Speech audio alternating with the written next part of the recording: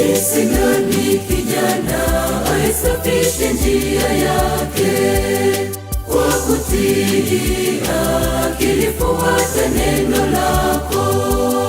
Jinsi gani kijana aisafishe njia yake kwa kutii, akilifuata neno lako.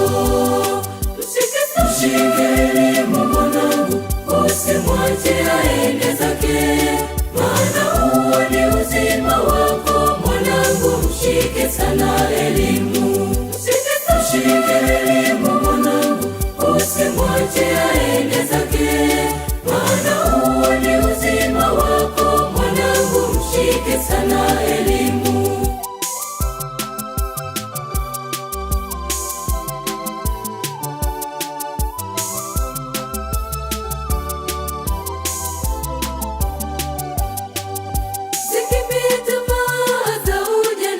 Zikimbie tamaa za ujanani, mkafuate haki, mkafuate imani, mkafuate upendo na amani, pamoja na wale wamwitao Bwana kwa moyo wote, pamoja na wale wamwitao Bwana kwa moyo wote.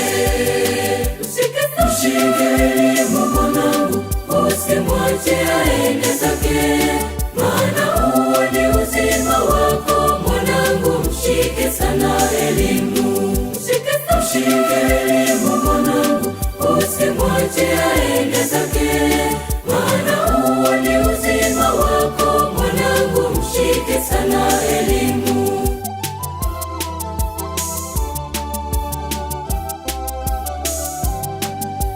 Neno lolote lililo hofu lisitoke vinywani mwenu, neno lolote lililo hofu lisitoke vinywani mwenu, bali lililo jema la kumfaa mwenye kuhitaji, ili liwape neema wanaosikia, bali lililo jema la kumfaa mwenye kuhitaji, ili liwape neema wanaosikia.